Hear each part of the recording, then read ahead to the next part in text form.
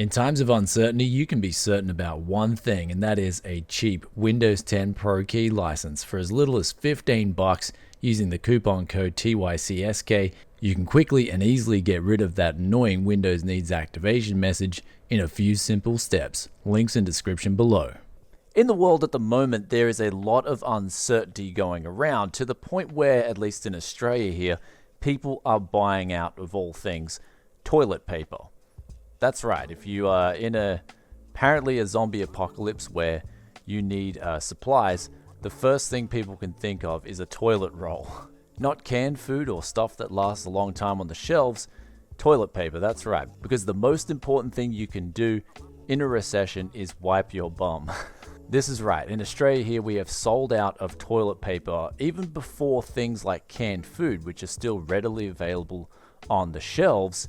People are buying out toilet paper frantically and desperately. Now, apparently this originated from Japan due to a false rumor on social media. But this comes back to one thing, and an important thing before we go forward with this video, and that is do your own research. Even though this video today I'm going to be presenting my research, I always implore you guys, whenever you make big decisions, I mean, not that buying toilet paper is a big decision, but always do your own research. I did my research and I found out toilet paper supply is going to be absolutely fine here in Australia. That's not really going to be affected a whole lot. So I didn't rush out to the stores and go buy frantically. But now this all ties back to one question I've been getting asked a lot lately, and that is, should I buy a gaming PC? Or basically, should I wait out and will things get better?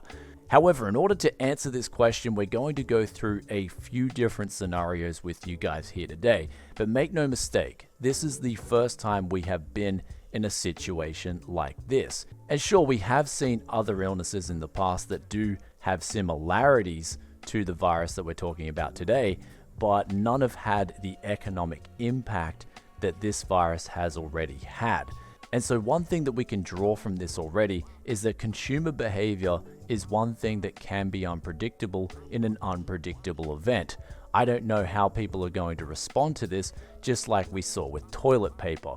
I would have never have imagined, for example, that people would have bought, of all things, toilet paper, at least over long shelf life canned food. However, that was a scenario that happened. So the first thing we can ascertain is we don't know how people will react to buying gaming PCs in this current scenario. However, I will say one thing and add to that, and that is the gaming PC market itself, at least building one, is still quite a niche. At least when we compare it to the likes of a tablet or a smartphone or a laptop, I would say those other three products I just mentioned are more likely to suffer from panic buying than gaming PC components to build a PC. However, that being said, we're going to look at now two of the most important things, or actually the most two important things with trading and buying products, and that is supply and demand. Now with supply, we know for a fact that production has come to a halt in some areas of China. It's slowed down drastically in other areas, and it seems like at least the good news coming out of that now is, at least from an article I'm reading here, is that Foxconn, which is the world's largest contract electronics manufacturer, they're pushing to bring back full production by the end of March. And so if they do that, then hopefully all the other manufacturers will start following suit and do the same. Though that being said, there's already that damage that's been done in the meantime, where that's going to flow through to the whole world economy essentially, because everybody in every part of the world pretty much relies on Chinese imports for their economy to keep going at 100%. So the supply of PC components, we know, at least in the best case scenario, has already been affected quite substantially. However, we don't know going forward, is that going to be disrupted again?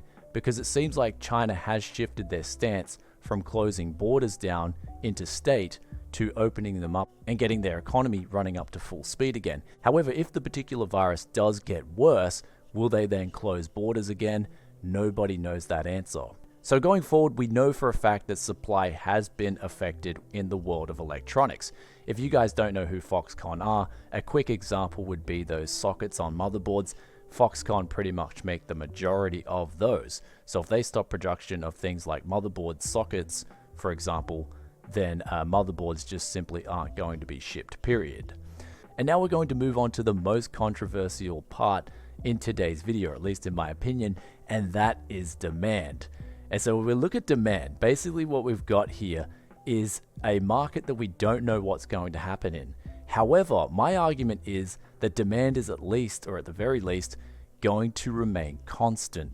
And the reason for this being is because if we look at the worst case scenario in the world right now, that would be a zombie apocalypse, right? That would be the worst case scenario. People just need to get food, they just need to survive. And things are very limited. The economy's come to a complete halt. But that is also at the same time the most unlikely scenario. What we're looking at is a full working normal economy, worst case scenario. We're looking at something in between. Now, anywhere in between that, people are most likely going to stay home more. And we're already seeing this in pretty much everywhere in the world. Events are being cancelled.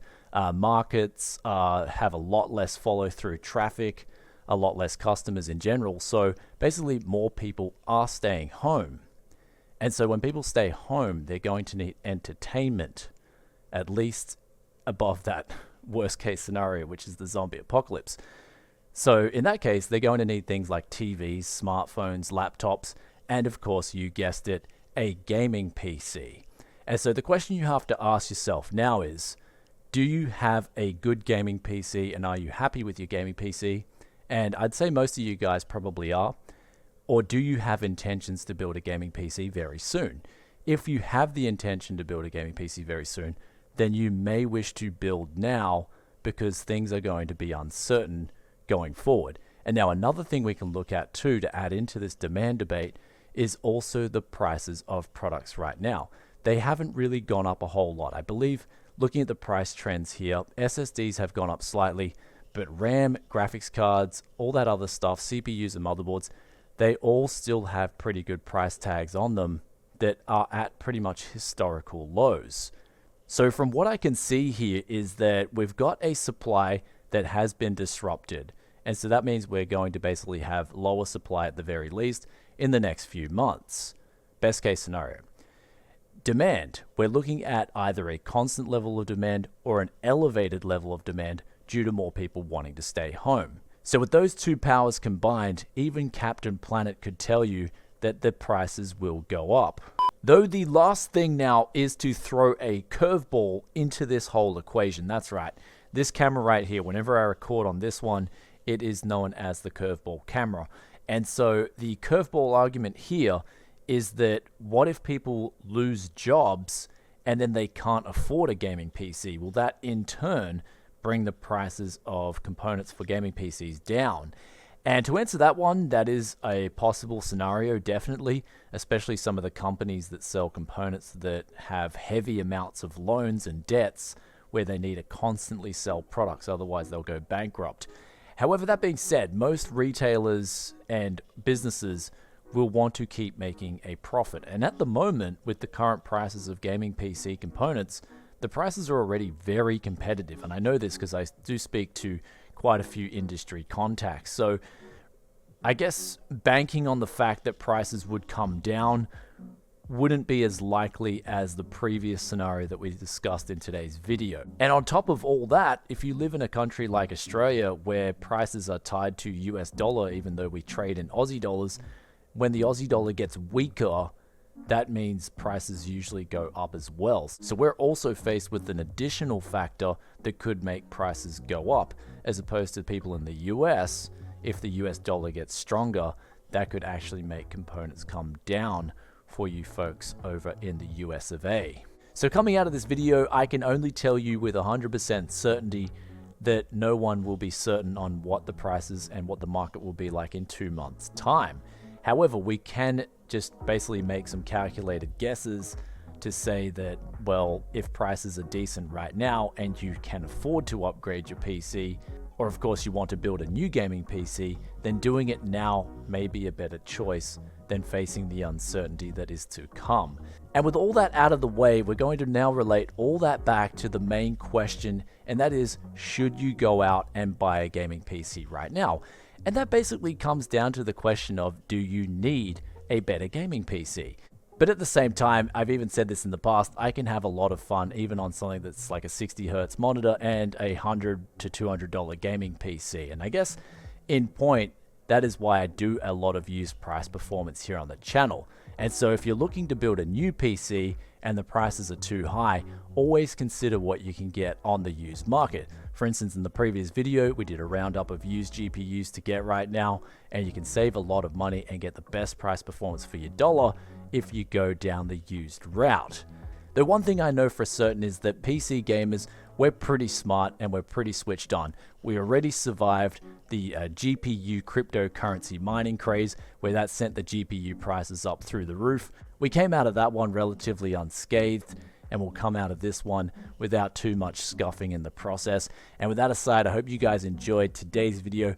If you did, then be sure to hit that like button for us, and also let us know in the comment section below, what do you think about the future going forward in relation to gaming PC parts, or even just in relation to the future going forward in general. Love reading those thoughts and opinions as always. And speaking of thoughts and opinions, we got the question of the day, which comes from Moua Zhong, and this ties in perfectly with today's video because they're talking about a used graphics card. And they ask, get a GTX 1070 or a 1070 Ti and compare it to these if it's really worth paying to $50 to $100 more. And they're speaking about yesterday's video where we looked at 5 different used GPUs, and they're all good price performance, but they want to know, is the 1070 a better buy on the used market than, say, for instance, an RX 580, GTX 1070, or a GTX 970, or an R9 390X? And we were going to do a dedicated video on the 1070 because they are readily available. They are actually a very popular card on the used market because a lot of people bought them up when they were first released. So mass sold on the new market also means it will be mass sold on the used market, and this card could offer some seriously good price performance. So stay tuned for that video. And also, if you stayed this far and you're enjoying that content around Tech Yes City, then you know what to do, and I'll catch you in the next tech video very soon. Peace out for now. Bye.